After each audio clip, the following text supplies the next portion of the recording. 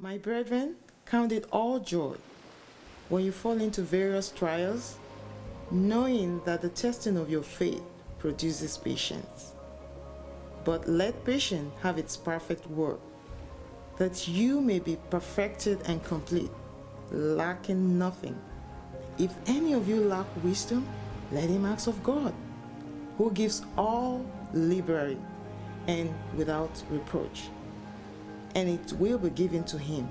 But let him ask in faith, with no doubting, for he who doubts is like a wave of the sea, driven and tossed by the wind.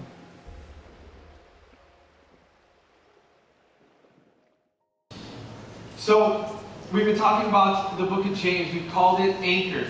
The idea was this week one, we started with your heart must be anchored in authentic truth and authentic love. We have this piece over here that shows us that reminds us of that we have to begin there. And when we begin there, then we can start walking a life of freedom, and we don't need to sit on this side of the aisle. We're behavior managing. We just deal about the sin, and we focus all on the sin. But if our hearts are shifting, our hearts are changing, and if from there our desires are being fed into, then we can walk out a life that is according to what God calls us to. That's where we started. Then last 2 weeks ago, we talked about figuring out the fight within, that the sin shouldn't manage everything we do, that there's so much more to the process, to the desire, to the temptation side of things. And how do we look into that and start working and doing something about it instead of just kind of focusing on that table where the sin management. Remember when we were moving around the fruit? Where that's all we do is like, what do you want to see? What do you want to see? What do you want to see? What do I want to see? And we don't have to focus on that. There's something so much deeper. There's something that we can actually do, and it begins with the heart. And then last week, because this book is a book of practicality where it's just going to give us verses and chunks of scripture that tell us, hey, apply this to your life, and then you can walk this out and you can be more like Jesus. And who else to tell us what Jesus was like than James, his brother, who grew up with him, who probably watched it and could never live up to it, right? Can you imagine that? You think you can live up to your older brother, your older sister, your parents are like, why can't you just be more like? You're like, oh my gosh, let me tell you about a guy named James. You should pull that on them once. And then last week, we talked about favoritism and how it's no good for anybody on either side of the aisle. The person who partiality is being shown to that feels like, man, I'm not accepted, it's dark, it's like, why don't I feel like anybody cares for me? And then even the person who's showing that favoritism, it's no good for them because selfishness is just being fed and it's no good for anybody. This week I want to start with a question. Do you guys remember what it was like to pretend as kids? Who enjoyed pretending? Come on, put those hands up in the air. Who enjoyed pretending? To me, like, I never did that. I had no childhood. Okay, just roll with me here for a second. Oh, did you ever put on like big costumes? You know, like, who has like still maybe some of your old costumes? Come on, put them up in the air. I don't, but I wish I did. I don't remember what they were. My kids have a box about that big of just crazy amounts of costumes. It's like they want to change into a new character every single day. It's insane. It's Iron Man one day, it's the Hulk the other day, it's Spider-Man the other. It doesn't really matter. So my oldest son, his like little best friend, her name is Grace, and when he goes over to her house, she's in Washington, but when they go over there, he'll put on the princess dresses. Doesn't matter. He just, look, Gracie dressed me. He'd come out and be like, take that off. But right, you remember those times where you would play like tea, you know, like endless amount of tea. It's like it's just being poured and there's nothing in there. Who couldn't just imagine, like you had to go get some mud and you had to go get some water and put it all up in there and do something like, you know, you made those mud cakes or those mud donuts and then your kids come to you and try to make you eat them and it's awful. It's like you better take a bite or else you're the worst father in the world. Okay, sorry, that's just me. So, or cooking. Owen loves his little kitchen. He will cook for me all day and I better eat all of it or else I'm in for it. Superheroes, secret clubs. Anybody ever have a secret club? Come on. It said no boys allowed or no girls allowed, depending on what it was. Or if you were a guy, you're like, please, all girls allowed. Come on in. Right, it shifted.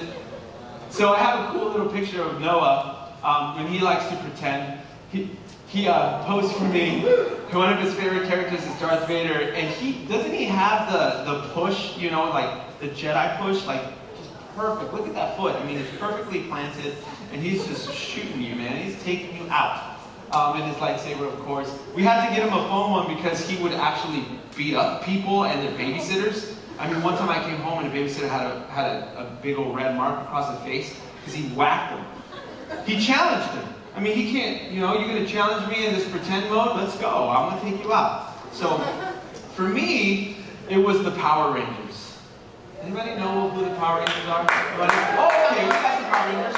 The Power Rangers. And what I love about things is like nostalgia is like it's coming back, right? In March, the Mighty Morphin Power Rangers are coming back. Today it's like Power Rangers in outer space with dragons and Japanese. I don't know. Like it's crazy. Who knows? There's like 17, 18 levels of different Power Rangers today. But the original one, I was 10 years old. I remember seeing the original Power Rangers, Mighty Morphin Power Rangers, and we were addicted day one.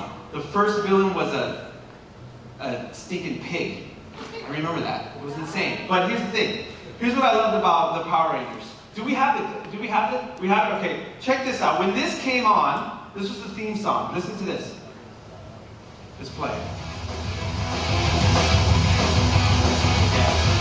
Does anybody remember this? Come on. Here it comes, here it comes. Oh my God. I'm getting chills right now. Okay. So when that came on, it was on. Like fights. I transformed. You know, I was always the Red Ranger. Why? Because Kim, the Pink Ranger, was his girlfriend. So she was cute, and we wanted, you know, Kim.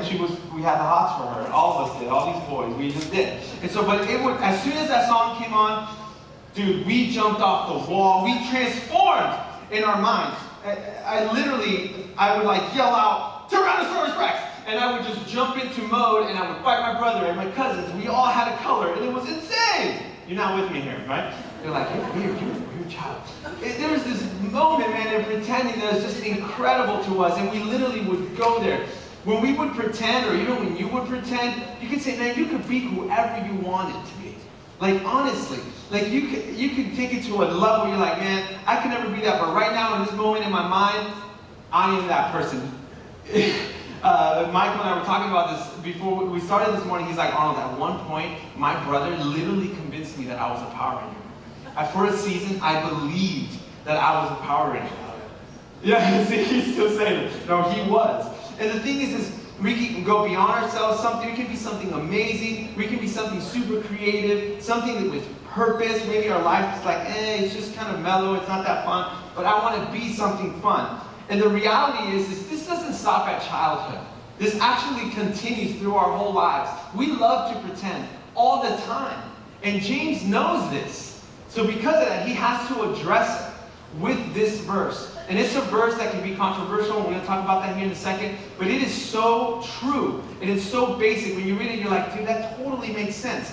But he still has to cover it because obviously the believers in that time, and even today, are struggling with it. So, James chapter 2, verse 14 goes like this. What good is it, my brothers, if someone says he has faith but does not have works? Can that faith save him?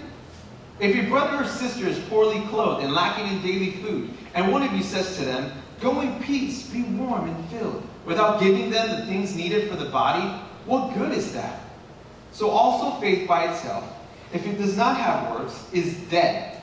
But someone will say, you have faith and I have works. Show me your faith apart from your works, and I will show you my faith by my works. Let's focus on 14. This verse jacks people up all the time. Let me go back. What good is it, my brothers, if someone says he has faith but does not have works? Can that faith save him? So, controversy already, because Ephesians 2, Paul says this. For by the grace you have been saved through faith, and with this is not your own doing, it is the gift of God, not a result of works, so that no one may boast. So, people can look at these two verses, and they do all the time, and be like, see, the Bible contradicts itself. See, it's not true. See, I don't need to believe that. Because you have one guy over here, Paul, saying that the only thing that will save you is faith. And you got James over here saying, no, it's about works. And the reality is that is just false. See, James is not talking about the means of salvation.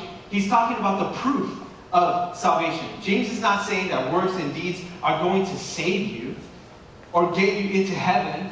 He's saying, if you walk with Jesus, if you call yourself a Christian, if you have put your faith in Jesus, which is what saves you, fruit will come from it. It will be able to be seen. We will be able to see it in your life. A simple example, right? If you have an apple tree, has anybody ever gone apple picking or planted an apple tree or something like that? When it's fully grown and it produces fruit, you're expecting what? What are you expecting? Apples! Easy! If you all of a sudden started getting oranges, you'd be like, what the heck? I planted an apple tree. It said it right there on the package. Right? It wouldn't make any sense. And this is what he's saying. Look, if you're a Christian, if you're a believer, if you have faith and you put your faith in Jesus Christ, it is obvious, evidently, that works, good deeds will present themselves within time. They will be there. See, this is actually super freeing because Jesus is not saying, hey, you need to work to get to me. He already took care of the salvation piece at the heart. Faith, authentic love. Why? That was the most major problem. That we had no connection with God. There was nothing there. There was nothing we could do about it. So when he died on the cross and he extends salvation to us, when we walk in that faith and we put our trust in him, it's taken care of. The heart is taken care of. Now life needs to be walked out. I grew up in a faith in the Catholic Church where it was all about works. All about works. What could I do for him? What else can I do to be presentable to him? To be acceptable to him? What can that look like? What should that look like? And I was always walking through my head and always feeling like I was coming short. And this should be so freeing for the believer and non-believer that it is not about your works. Works is just a result of what's already happening in your heart. That's what James is saying. See, there is nothing you can do. Listen to this. Some of you need to hear this. There is nothing you can do to make God love you more. Do you know that? There's nothing you can do to make God love you more than he already does. And just as much, because you maybe leave that one down, it might be simple to swallow, but this one is true as well. There is nothing you can do to make God love you less. There is nothing that you can do to make God love you less. Isn't that a trip? Think about that. You're accepted. Boom, right now. That should be so freeing and give you permission to live. Okay, now let's live. See, the heart is taken care of. Now let's live. Those desires will match up with his. We ask for him. We call for him. We ask for wisdom. Remember we talked about that week 1? Now let's live. Now let's move forward. So what does he keep on saying? Let's keep going. 15. If a brother, so he gives an example now. I love this example. It's like super simple to understand. If a brother or sister is poorly clothed and lacking in daily food, right? If they're cold and they've got no clothes or they're hungry, basic needs, right? Basic needs. You can't miss it. And one of you says to them, go in peace. Be warmed and filled. Without giving them the thing needed for the body, what good is that? What good is that? This is what he's talking about. He's like, let me give you an example about this faith and works thing, okay? And how faith you're not going to be able to see faith without works. And if works aren't there, I'm going to question your faith. I'm going to wonder about that. It's like, it's this simple. If you know somebody, or you care for somebody in your life is cold and hungry, you're like, aw, it's okay. See ya. That makes no sense. That makes no sense. Right? It's like when you look at somebody, you're like, I'll pray for you. You know, they just, like, their heart just poured out to you, like, hey, I'm going through this with mom, I'm going through this with dad, whatever. It's not bad to say you can pray with them, but do you really? Or do you just not know the answer? Or you just don't know how to care for somebody? I'll pray for you. Like, what? Okay. There's these commercials. I don't know if you've seen them. I think I talked about this a few months ago. There's these commercials right now about, like, teaching parents or teaching people how to talk to other adults about, like, if their kids are going through drugs or if they're going through, like, sexual issues or things like that, right? And the commercials are They're not funny, but they are a little bit to me. Two people will be walking down the side of the road, and one of them says, "Hey, how you doing?" And the other one actually starts telling them how they're doing. They don't just say, "Oh, I'm good." So like, we found pot in Sally's notebook. And the other person's like, he's just like stunned. Because they didn't really care or want to know how they were doing, but all of a sudden they felt free to say it, and they're stunned, and they're like, okay. That's how they go. Like all these conversations, and then all of a sudden it breaks through. You don't know how to talk to a friend about drugs, we'll teach you. Blah, blah, blah, blah. But the reality is like, this is how we are sometimes, man, with life. It's like, we see needs, we don't fill them. We tell them, oh, we'll just cover it with this, or we just kind of walk away. And he's like, no, man, like you need to dive in. This is what this idea of faith and works looks like, and how they're compatible. Let's keep going. So also faith by itself, it does not have works, is dead. Let me read that again. So also faith by itself, if it does not have works, is dead. Another version says it, if it's not accompanied by works, if they're not in company, if they're not like holding hands, walking down the street, it's dead. Be like, man, I have all this faith. I'm good, man. I know Jesus. But we see nothing? What? It is nothing comes of it. Again, going back to the tree scenario, right? If you plant an apple tree and nothing ever comes, ever, did you really plant an apple tree? Or if it sends completely different fruit, was it an apple tree at all? What was it? What is it? See, this brings up a good topic. Judging. Have you ever said that, or everybody ever said that to you? Don't judge, amen, don't judge me. You ever said that? You're alive here? This is where you can say, oh yeah, amen, whatever. I'll take a hallelujah, whatever it is. You're right? Or people are like, don't judge, don't you be judging me. Whoa, relax, right? Usually when people say that, it's because they're not proud or they're not excited about what's going on or what you just witnessed or what you just saw. But according to the scripture, what we're seeing here, we are actually given permission to judge. Think about that for a second. How in the world am I going to be able to see what's happening in your heart? How? How am I going to see it? By your works, by your deeds, by your life. That's how I'm going to be able to see it. So obviously, I need to use my mind and my eyes to look at what your life looks like and judge it according to what's good and what's bad. Right? There's a difference between judgment and condemning. I can't send you to hell. I can be like, Michael, you know what? You're going to hell because of your life and the way it looks like. See? I can't do that. Just as much as I can say, you know what? 101%, you're going to heaven. Ooh, does that shake a couple of you up? I can't. Why? Because I'm not God. That's not my business. That's His business. Now, according to your life and what I see, I can say, man, you are a believer. You do love Jesus. Awesome. And according to what I know in your life, in the scriptures, you'll be in heaven one day. See? You see that? You see the judgment being used there? But I'm not condemning you. So, if you like to walk around telling people, don't you be judging me, won't you just knock it off?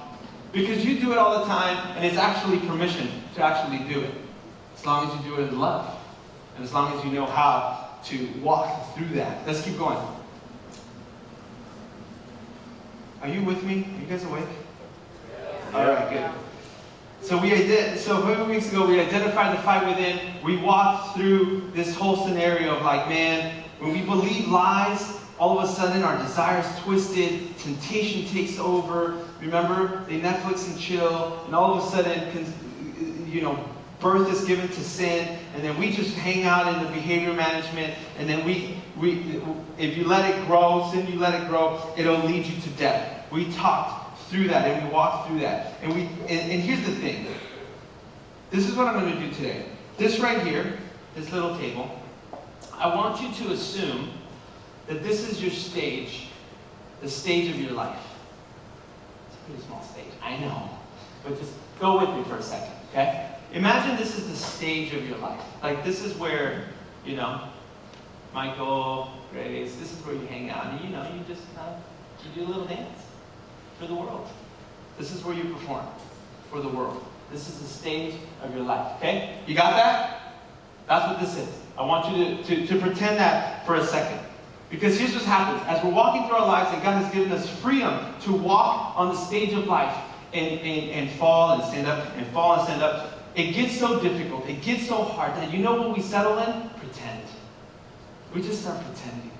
It's easier. We just think in our mind, it's just easier. It's like we go back to the 5-year-old of ourselves or the 10-year-old version of ourselves, the Power Ranger world, right? It's like, you know what? My life, the way it actually looks right now, it's not fun. The way that it's actually being portrayed, if I actually walked it out the way it's supposed to, it's not exciting. There's nothing amazing about it. So you know what I'm doing? I'm just going to pretend. I'm going to pretend that I have it all together. I'm going to pretend that I have a lot of friends. I'm going to pretend that I'm a super strong, awesome Christian. I'm just going to pretend. And I'm going to put on this costume. I'm going to put on this face so that everybody's happy. And as I'm on the stage of life, you see, everybody's happy. As long as everybody's happy and thinks that I'm performing well and thinks that I'm pretending well, then it's all good.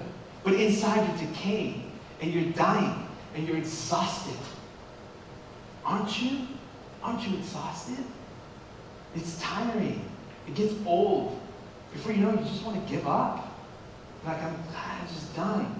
So then that pretending turns into this like manipulating. When do I pretend this way? When do I pretend this other way? How do I avoid those people? How do I get away from this situation? All for pretend on the stage of life. This is ways that we pretend, right? Because we do it all the time. All of us are guilty. Sometimes we can pretend to be a friend.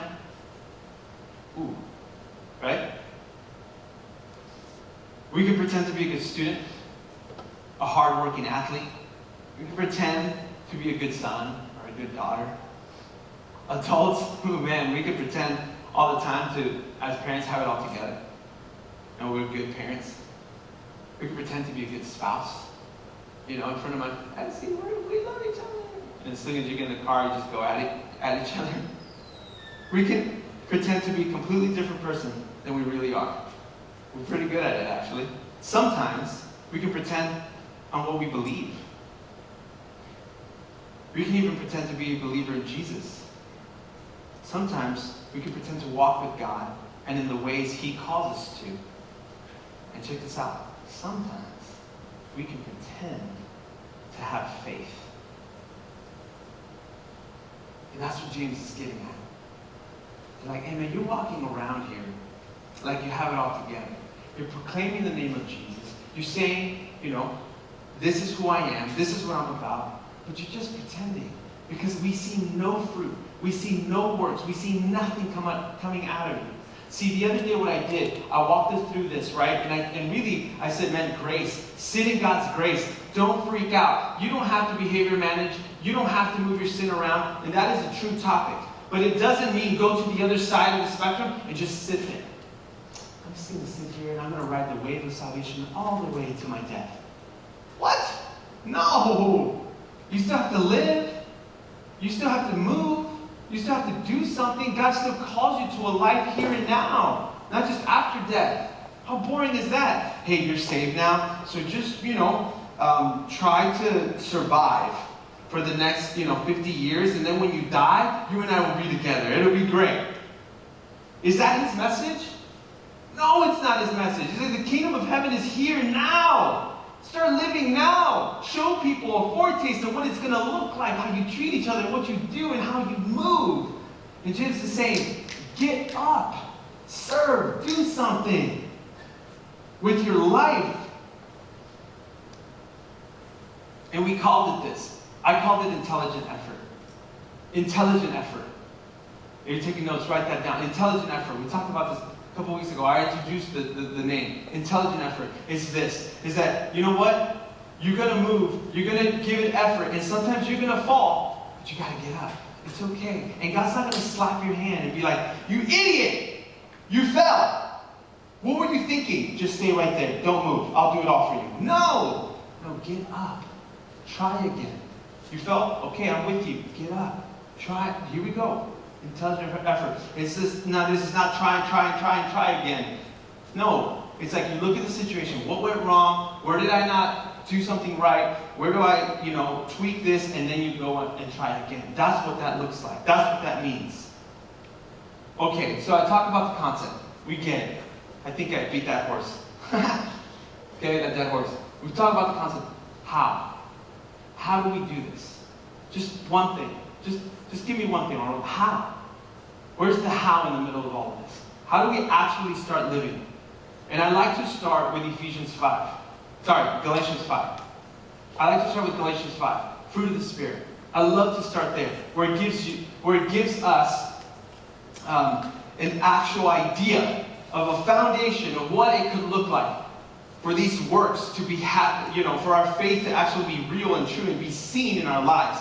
We see right here in the fruit of the Spirit: love, joy, peace, patience, kindness, goodness, faithfulness, gentleness, self-control.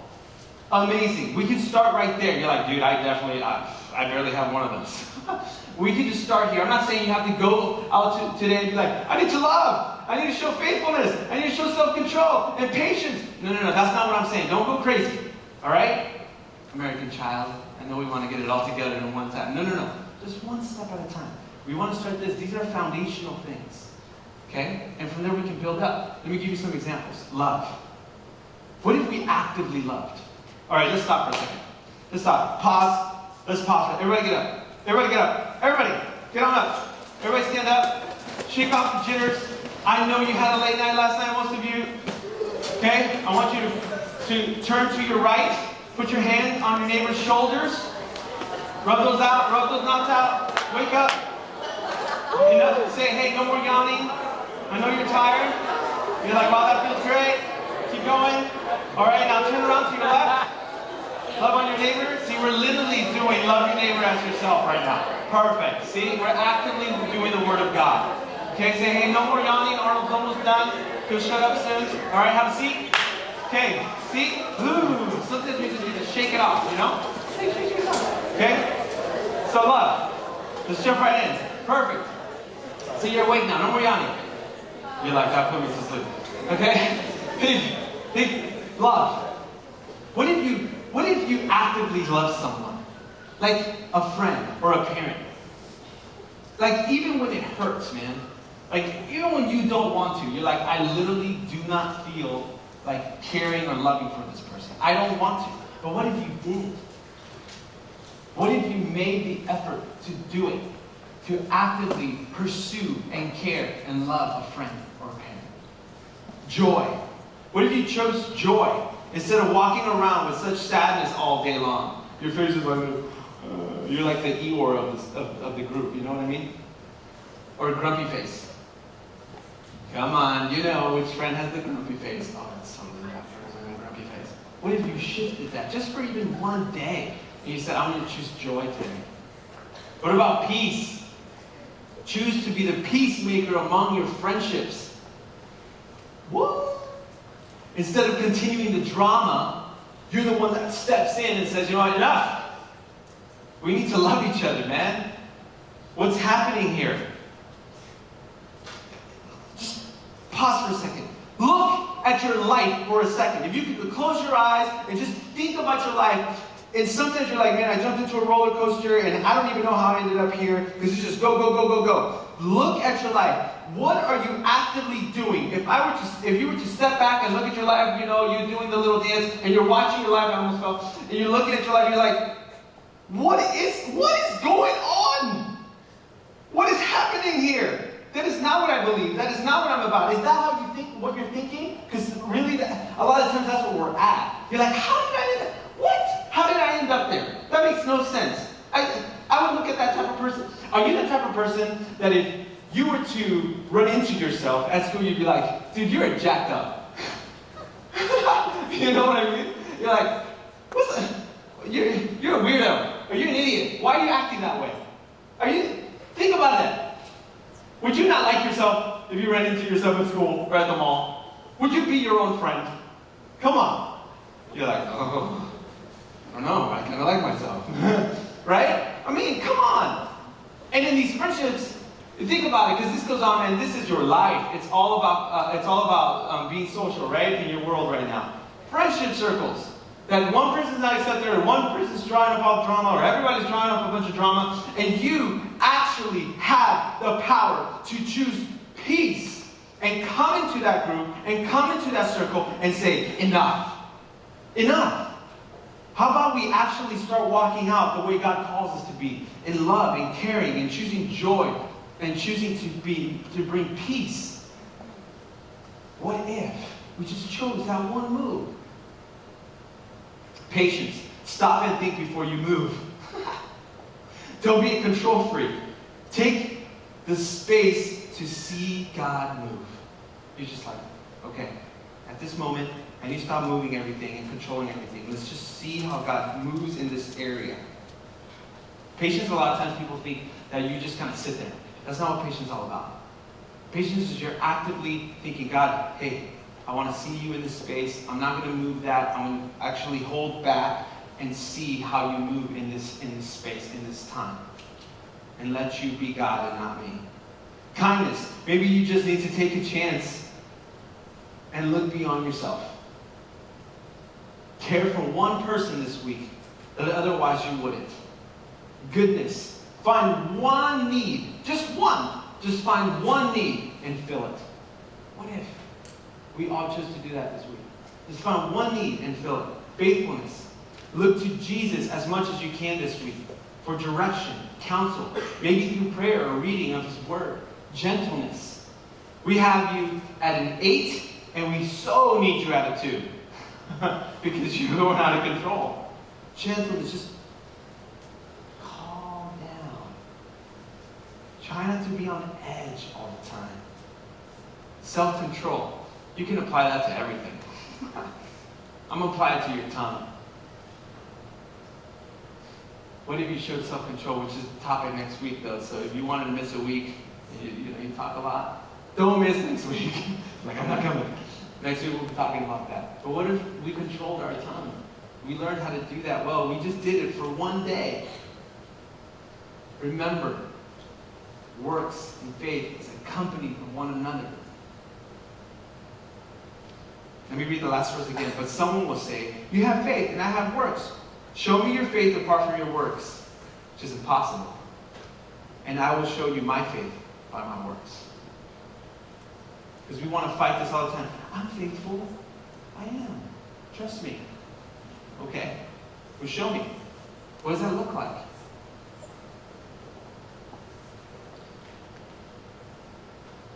There's a verse here that's just super encouraging.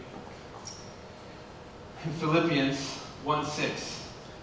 And you've probably heard this. You've probably seen it on a shirt. It's pretty popular. But it goes like this. And I am sure of this. Let's stop there for a second.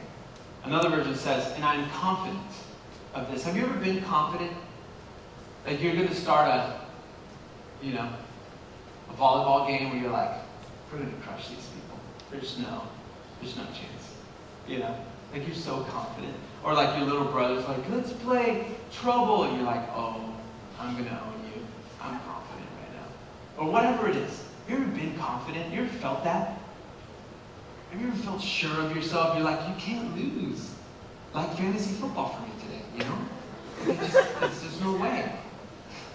That's going to hurt when I drop. So, you know what I'm saying? You're sure of it. God is telling you, dude, be confident in this. Be confident in this. That He, being God, who began a good work in you. Where did these good works even start? With you?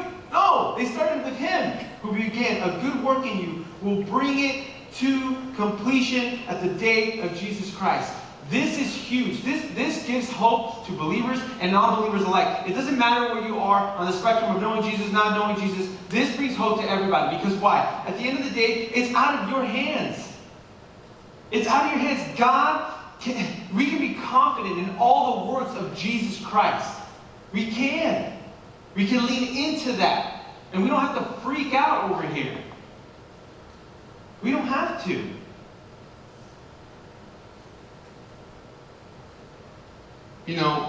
Wasn't pretending fun back in the day? It was fun. We could be whoever we wanted to be. But here's some hope. When you follow Jesus, You don't have to pretend. Oh, what? No, you can be confident in who you are in Him. You don't have to pretend. It doesn't matter what others think. I know that's a big statement. It doesn't matter what others think. Here's why. Let's go back to our life stage here. You guys are an audience right now, right? For the most part. You could even say I'm performing in front of you right now. And some of you are judging me greatly. Like, would you just shut up? I want to go to sleep. That's okay. But here's the deal. We fall into this pretend mode, into this mindset. Everybody's looking, and the audience is judging me. And they're thinking and wondering. And to a certain extent, you're right. You know? We live in a culture of people. Obviously, we're not alone. And some people don't know how to hold their tongue. Some people don't know how to hold their comments. They don't know how to not look at you with a judgmental face. I get it. But you know what Philippians is saying? In the midst of everything, you know what it's saying? It's like when you're standing on the stage of life, be confident. Because guess what? You're only performing for an audience of one. You're not performing for the world. There's only, think about it. Imagine everybody's gone right now. And the only person sitting in the back of the row or whatever is Jesus. And you are the one standing on the stage in your life. That's what he's saying.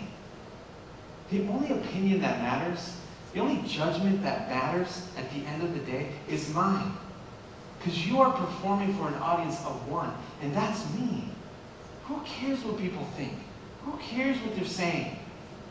Walk in faith. Let me use you. Choose one this week, just one, and walk it out and see how it goes. Because guess what? What if this is good news for us this morning?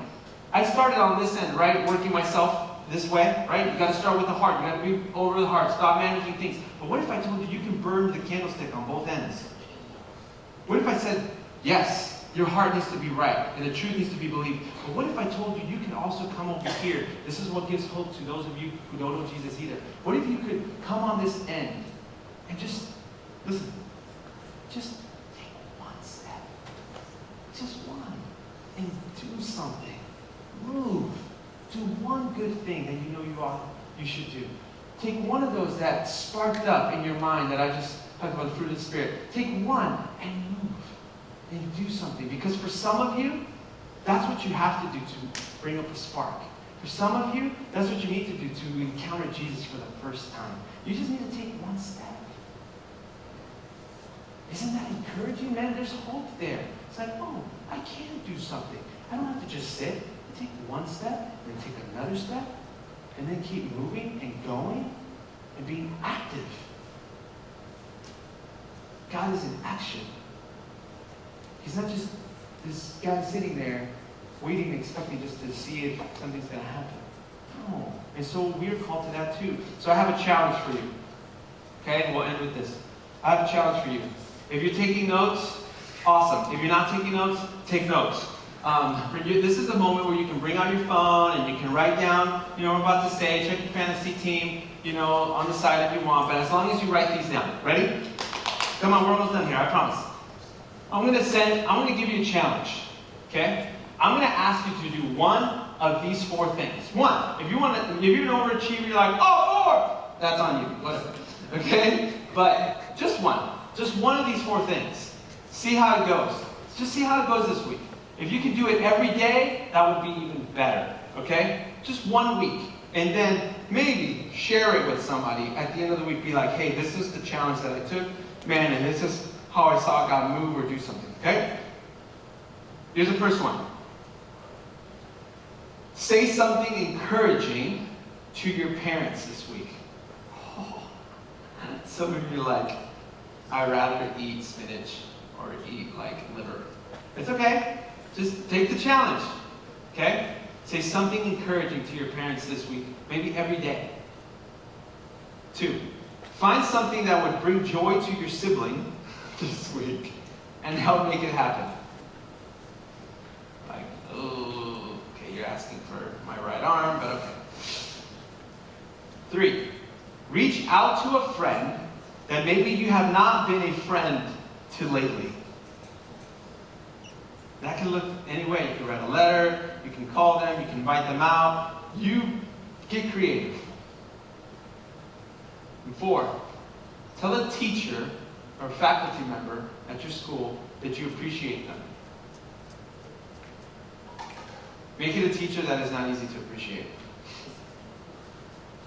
Like, don't go to your favorite person who you hang out with like all day, every day, and be like, I appreciate you. No. Challenge yourself. Push yourself. And I would encourage you on top of that, pick one that you know would be the most challenging for you. And just take one step. You guys got them? All right. We'll probably post them on social media so that you guys can grab them from there too. As I call the band up, I just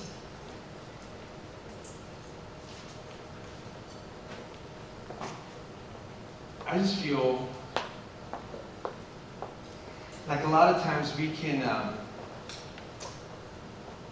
talk the talk, you know? We're not walking. We can't walk the walk.